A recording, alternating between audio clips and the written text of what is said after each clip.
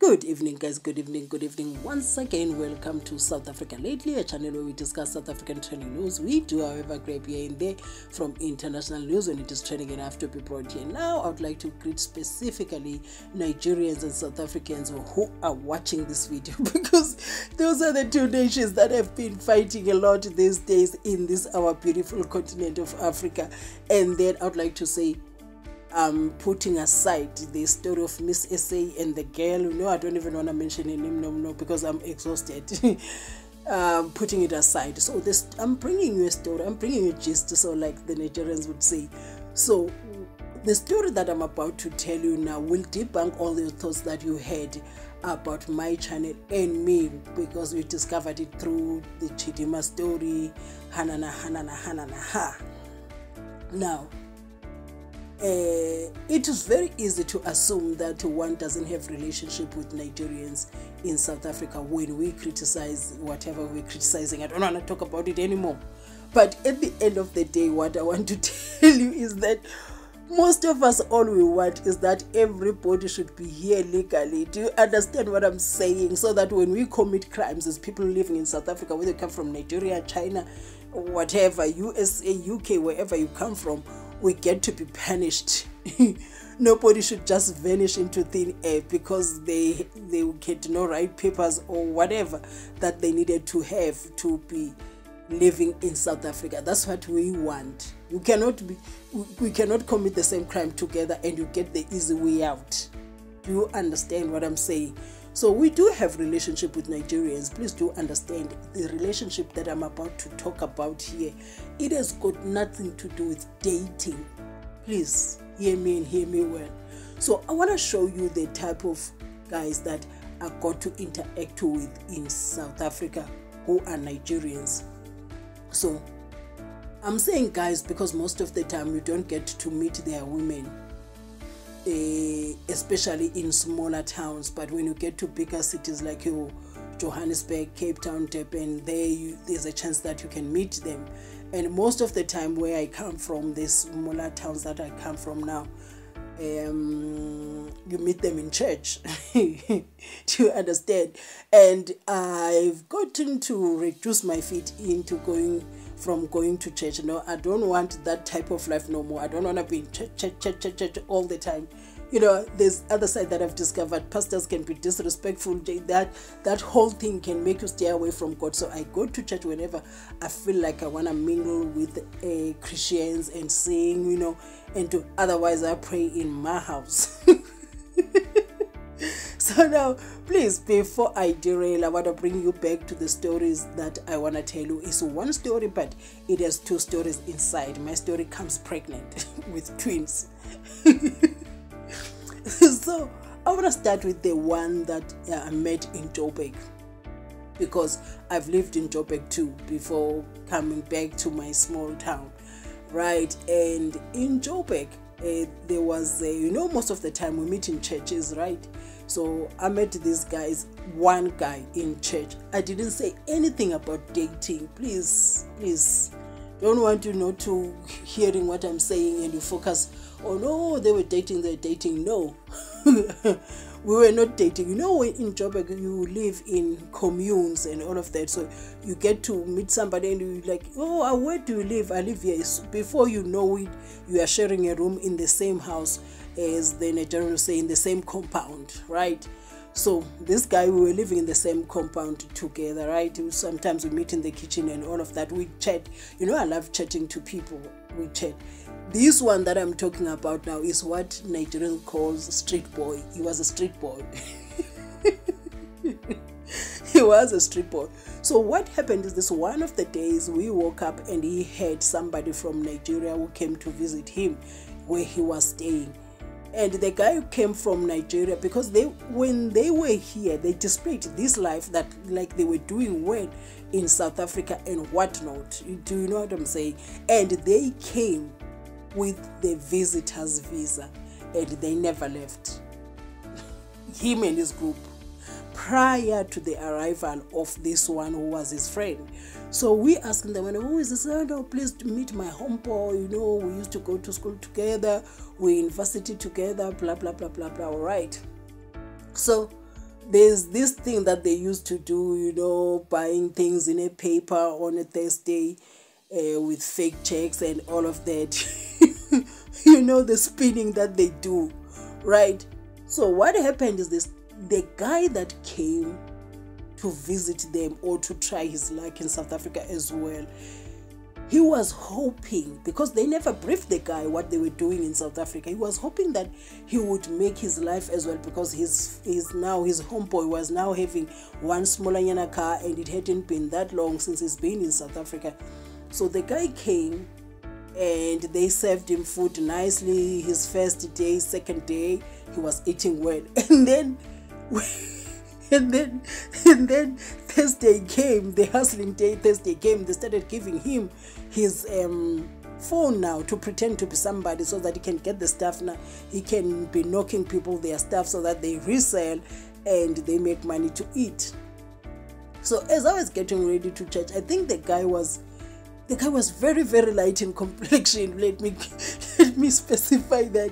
He was very light in complexion, a very handsome guy, very light in complexion. So I could tell that he was stressed as I was coming back from work. I could tell that the guy is very stressed, right?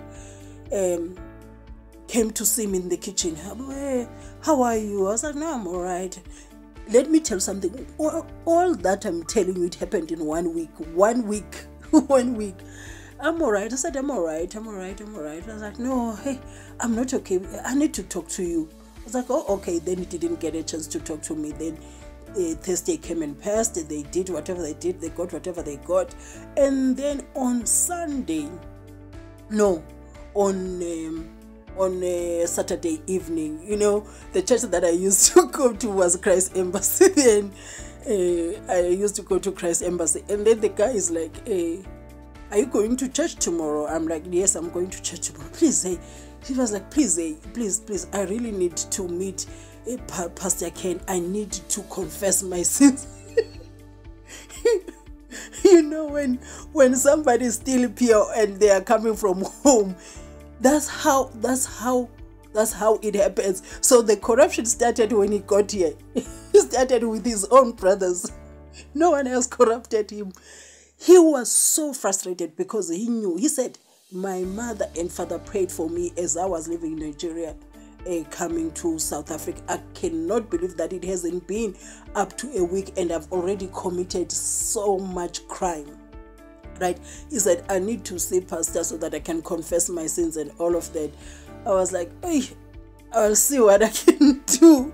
Because first of all, the person that he was trying to send me to, me, myself, I was already uncomfortable around him because I was scared of him. He was my pastor. Do you understand what I'm saying?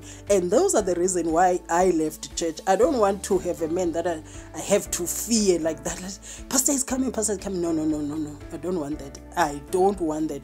I want an environment that is relaxed, that yes, our pastor is coming. Not that everybody will be up and down, people knocking each other because the pastor is coming. Please. I got tired. So before I could arrange a meeting for this guy with a pastor, he already returned home. That Sunday he was at the airport, because the good thing and the smart thing that he did for himself was to have a return ticket. He didn't book a one-way. Spoke very well with his parents. He had a return ticket, so he went back home. When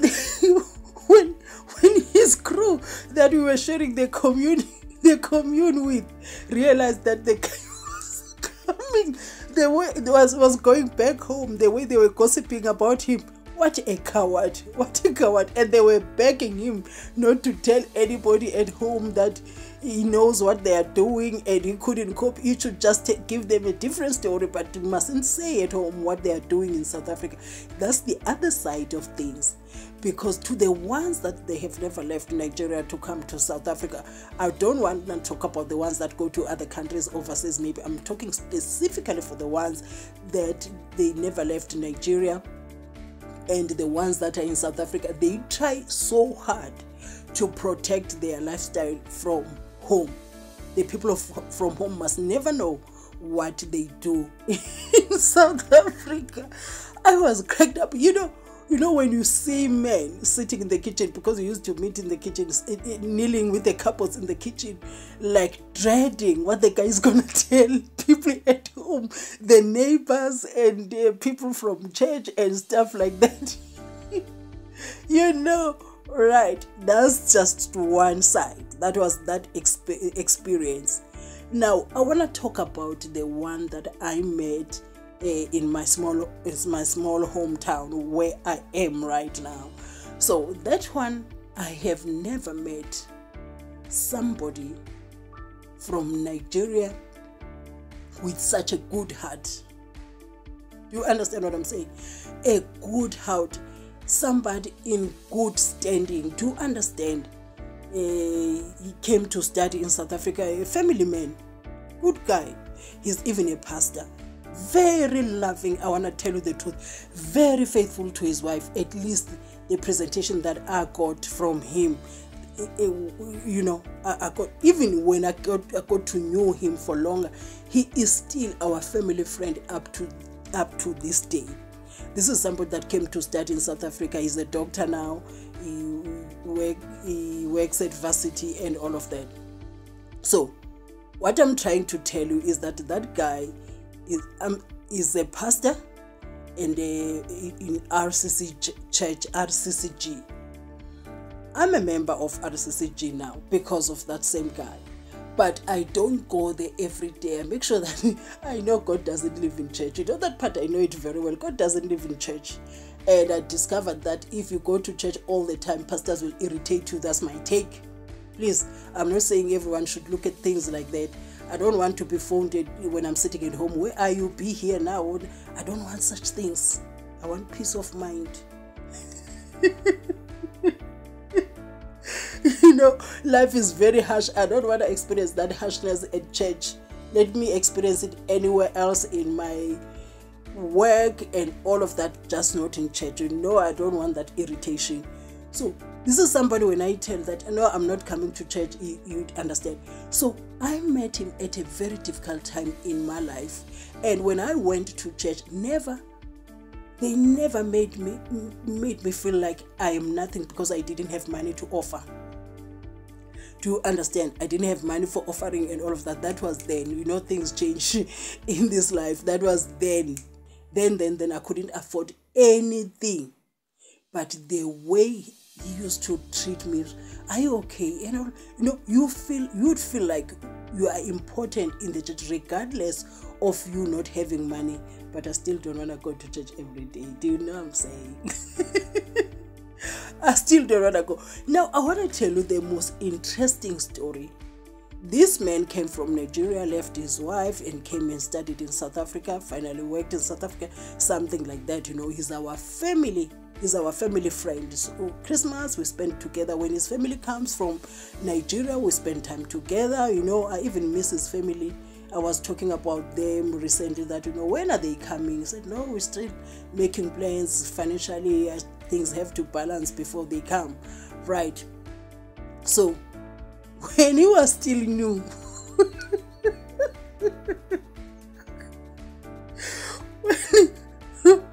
when he was still new in South Africa, you know, there's these good Nigerians that come from Nigeria. Good Nigerians. They'll be coming from Nigeria, coming to South Africa, and they carry that element. I don't want to say naive, but trusting, you know, trusting even their brothers. That's the dangerous part.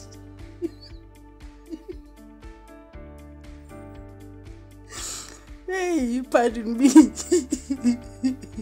You know, trusting their brothers. Trusting their brothers that they find in South Africa. You know, those ones have seen the worst.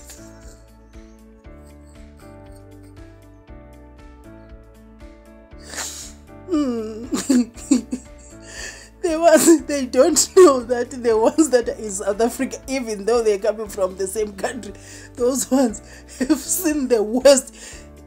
I'm talking about, you know, I'm not talking about professionals now. I'm talking about the street guys.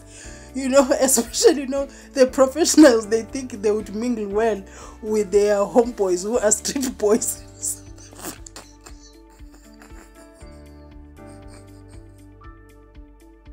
Hey, those ones are known by South Africans. Those ones. So if you come from home, you know the person from home, he didn't do anything serious about his life, and you meet in South Africa, you think you are still the same. To some degree, you are not. So what happened is this, my pastor then, because he's our pastor now, our pastor, you know, used to collect us. You know, when things are tough, unfortunately for him, he was surrounded by people that were going through the most of the time. I was one of them. That is many years ago. So as he was working at university as a lecturer, he had his car, Honda, so he'd be collecting all of us to go to church with him. Us who don't have our own cars, he'd be picking us up. So there was his homeboy who had a shop here in our small town, who had a shop. So there was the evening service. I think it was Wednesday. There was the evening service, right? And then we got to his homeboy's shop. If I discovered that the shop was being handled by somebody else in the evening, he said, "Where is he?" The guy said, "No, he was there. They say he's in the police station and whatnot." Police station? What happened? And you know, I already knew what happened. Nobody told me, because now this is his homeboy that is known to us now. I didn't know his homeboy personally like that. We used to know each other on our way to church, and we meet in church, but personally I didn't have a relationship with him. But we ended up knowing each other more, developing some form of relationship because of church, not dating relationship. Please do understand. So now I only knew that he has a shop where he was selling shoes and all of that. But when now the news changed and they said he's at the police station, I was like, no, here we go again. You know, the street lifestyle. So now, it was before we had the current leadership in our local municipality here. We still had the ANC then. Everything was haywire. Everything was a mess, right? So now he asked, what happened? Nobody told me. No, I don't know. We don't know what happened. We just said he's in the police station.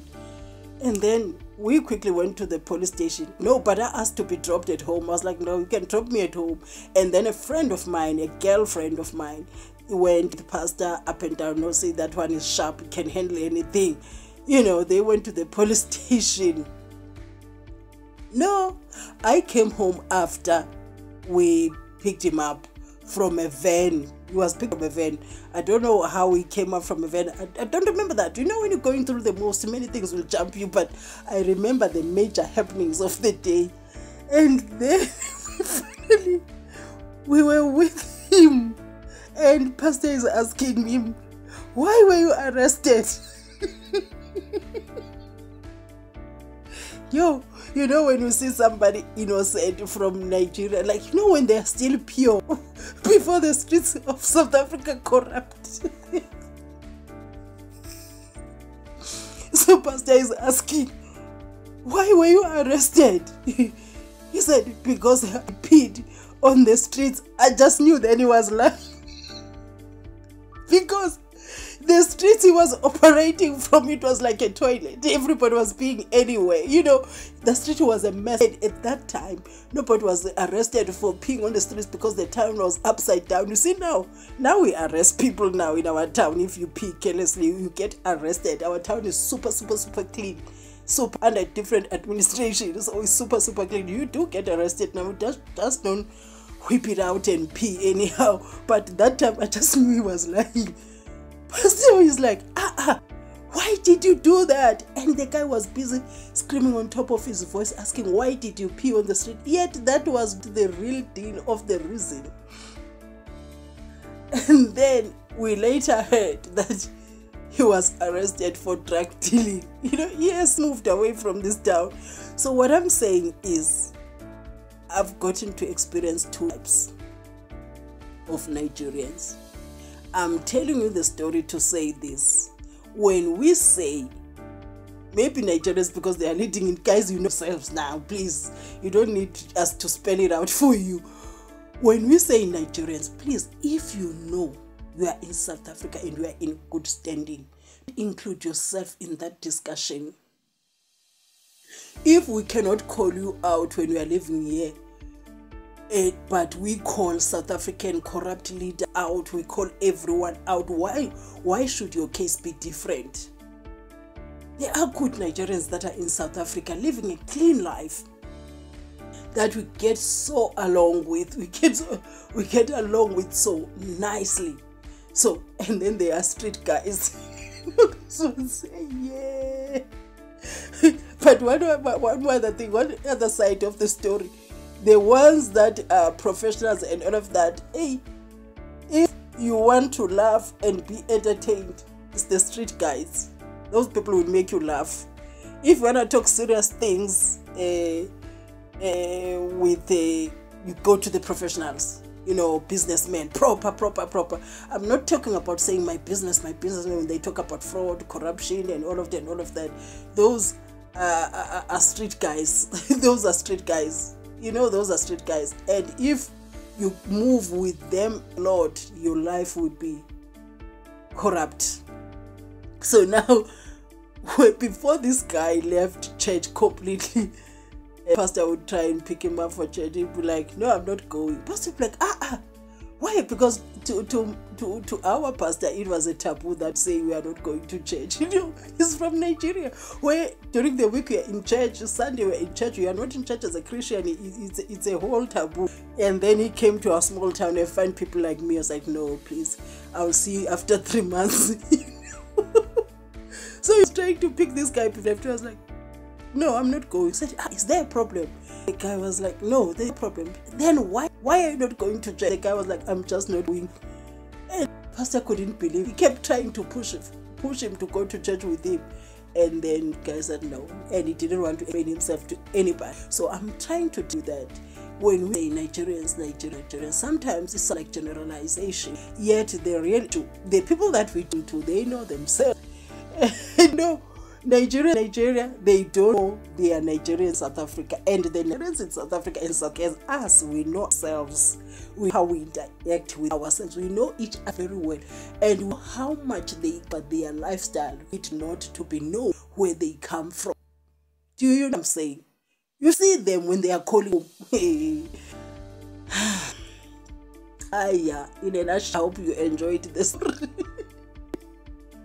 I hope you enjoyed the story. I wanted to share that story to that, please. The xenophobia that is so made. When I saw Nigerians that South Africa coming out last day when there was this paranoid thingy, all those. Listen, living in harmony with the rest that are living in South Africa. Forget what you hear in the news. Living in harmony. Even them drug dealers living in harmony. We were there time to be arrested. One drug dealer arrested. We know that one has been arrested. Thank God, minus 1 dealer from the streets. You know, but we don't take the same brush everyone. For social media is a real place. We know ourselves with our Nigerians live in South Africa. We know how to interact with ourselves. We know very, and we are in harmony. With that said, to have a lovely Saturday evening. Thank you for watching videos.